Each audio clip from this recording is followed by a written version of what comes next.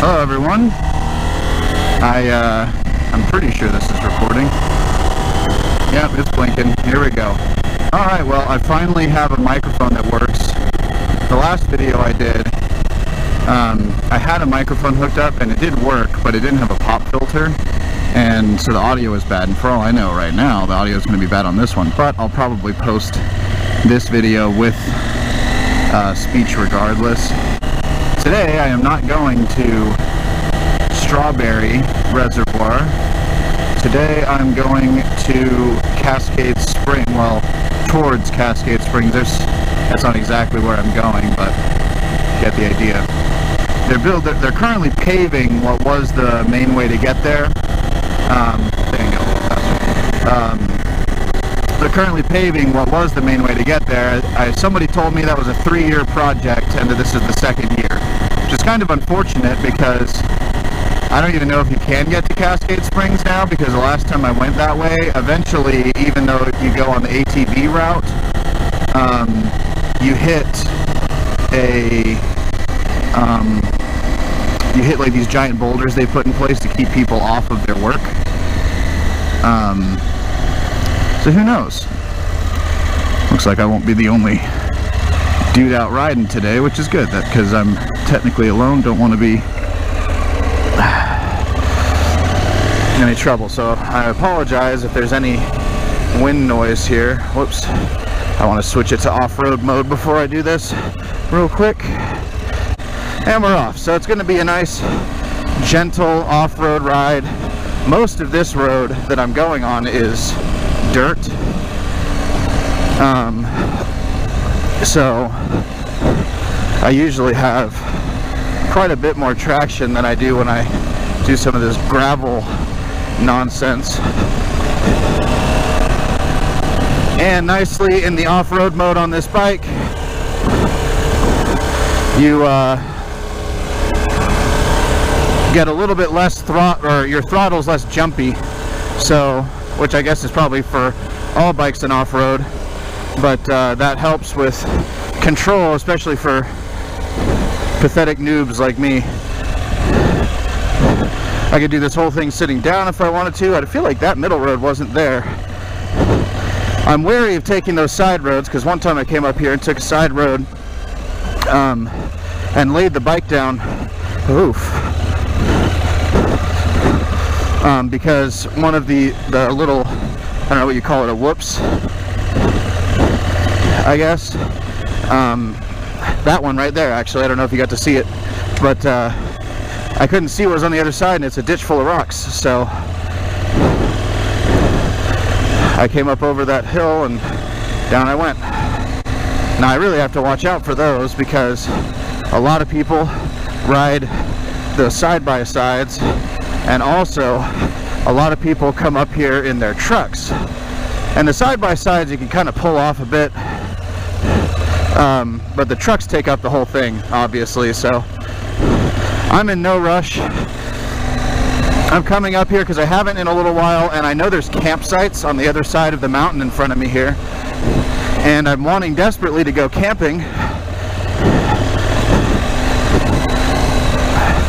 but I don't want to necessarily go alone, because it's more fun to take my wife and maybe go with some friends. So what I'm doing is I'm going to go to the campsite, and then I'm going to see if I can find a way to access like a gravel road or a main road that you could use to get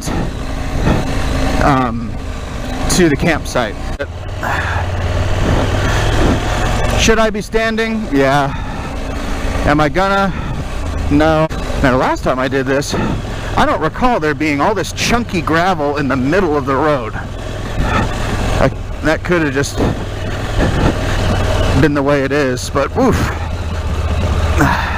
I don't remember it, and I don't like it. I don't know what it is about these riding pants, but they sure do give one sore butt on this seat. That's what I get for being fat, I suppose. Now, this one's tricky, because not only is it nasty with the bigger embedded rocks, but you've got the nasty not so embedded rocks as well. Whew. Other signs that I haven't been exercising enough: one run turns me into General Grievous. So let's talk a little bit about how I came to owning this bike. Well, if you've maybe stumbled onto my old channel, which is probably really cringe, I had a DR200. And basically what happened there is I changed my phone number and I stopped posting to that channel after I graduated college because I moved out west and left my motorcycle behind. So what was I going to post anyway? And I didn't buy a bike until January of this year. Didn't buy a bike till January of this year, and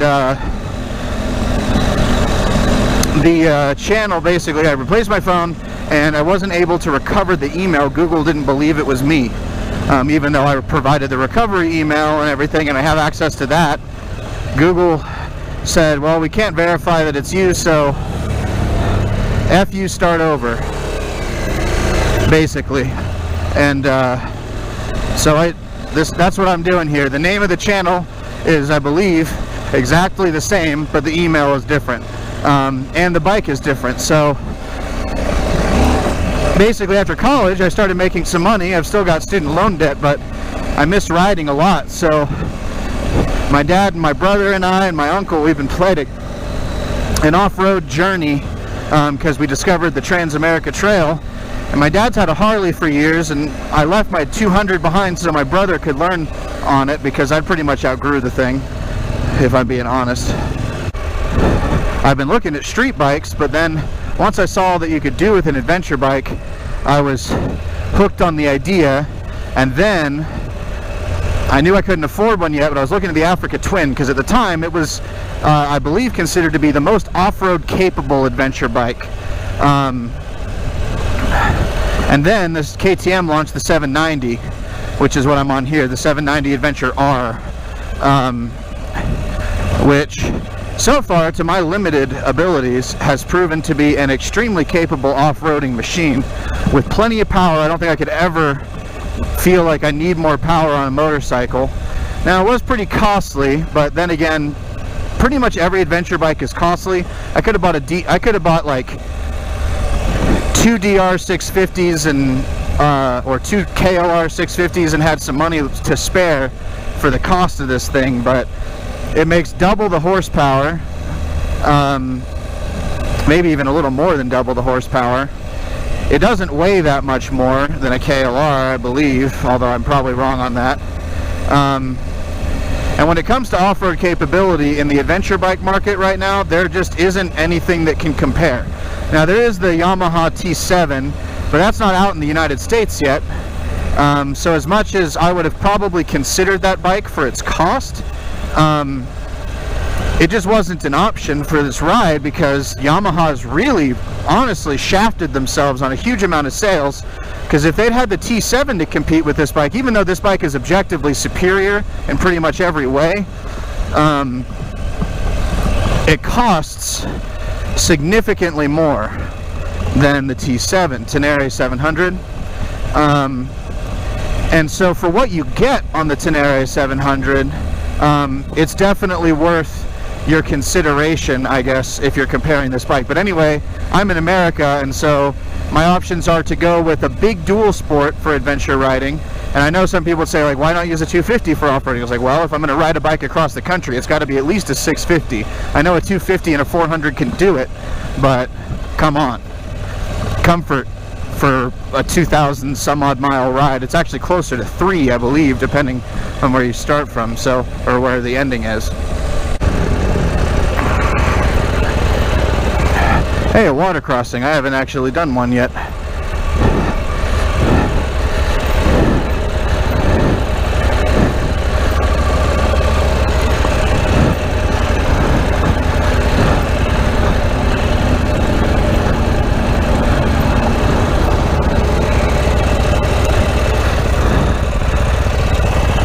How bad is that?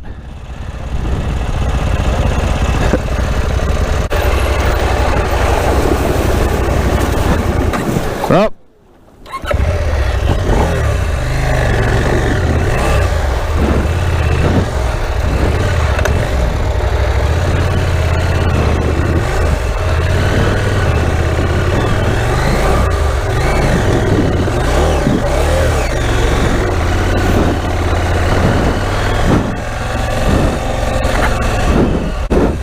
I got some water in the old boots there. That was deep. That was... oh boy, that cough. Don't worry, I'm not sick. It's literally just because I went for a run, and I haven't in probably, a year or so, more, probably more. This road doesn't look too bad. That water crossing, now that's a deep crossing. I'd be a little afraid in my car about what might happen there, but this looks a lot like what I started my off-road section on, so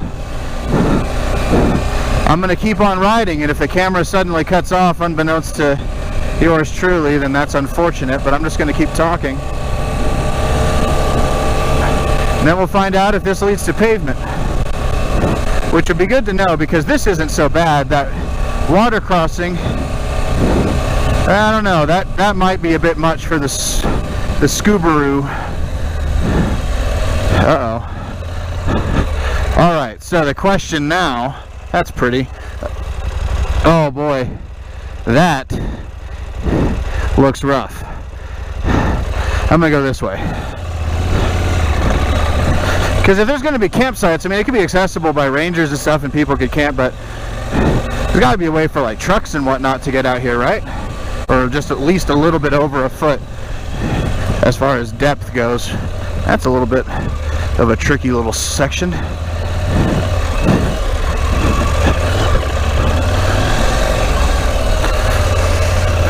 This goes for a ways, but I got plenty of gas.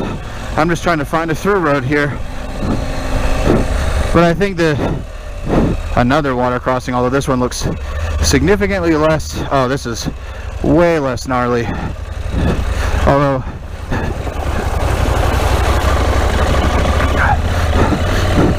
there's some chunky gravel in the bottom of it. That's cool though. I haven't done water crossings on this bike yet, so that's good. And man, it's pretty out here. I'm trying to follow my own advice on keeping my head up, but it's not the most immediately obvious thing, I guess.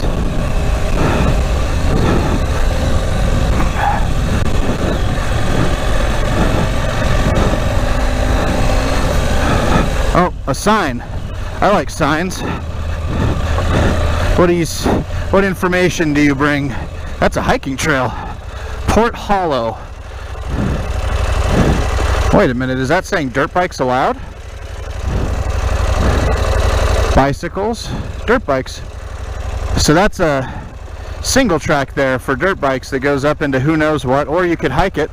That's pretty, but again, that just adds to my desire to find a way to get a car in here. Man, it is a workout to manhandle these big adventure machines.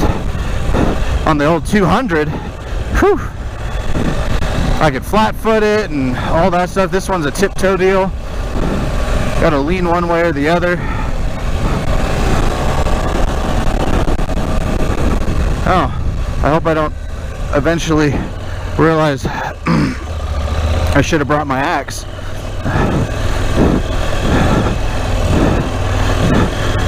I have no idea where any of this goes, so I'm trying to not don't want too much in the way of variation in my path. Getting lost would be pretty rough, although Google Maps does work off of just GPS. I like how one side of this is gravel and the other side is completely not. We have this nice mountain stream. It's really pretty out here.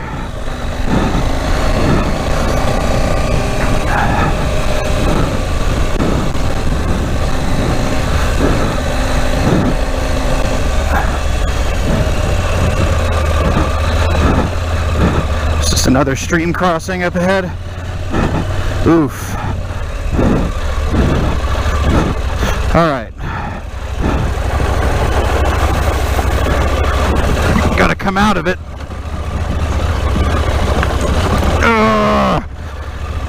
Well, there, the GoPro decided that it wanted to fall off of the helmet, so that was interesting. Fortunately, the cable was mounted well enough to hold it in place, so I managed to make it up here on the left because I'm wary of getting momentum out of creek crossings. I feel like somebody made that side trail there just as a challenge, but maybe not a challenge that I'm willing to try.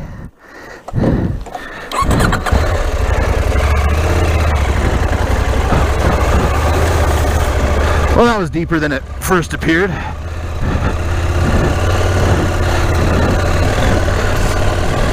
And the hunt for the exit continues.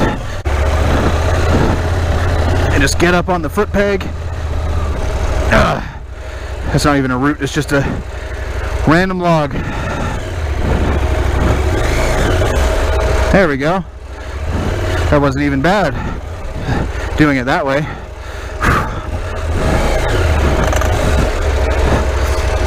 Need to get some actual forward momentum here. Oh, that's down.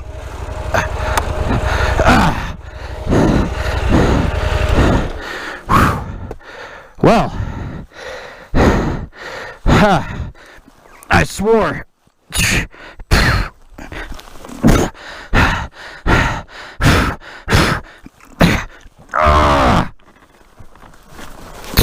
Maybe that's not the best technique for getting her up, but it worked. Kickstand gonna hold you? Maybe.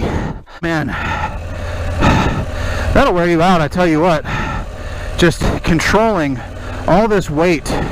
But boy, for the visual, you know, you work hard, it makes you feel like a real explorer somehow. And this is my mighty steed. I've been playing a lot of Red Dead Redemption 2 in the past couple of weeks, so I see all this stuff and I can't help, like, this is the kind of inspirational or like the kind of areas they use as inspiration for that game. That's this right here.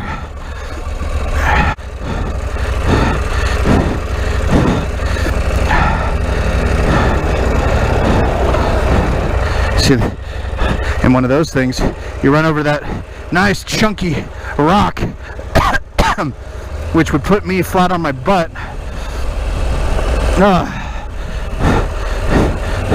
You don't even notice. Maybe a bump. Am I still recording? Yeah, still recording. I wonder if this is going to make it the whole trip. Whew. Oh. Now I have been, I believe, taking the flatter sections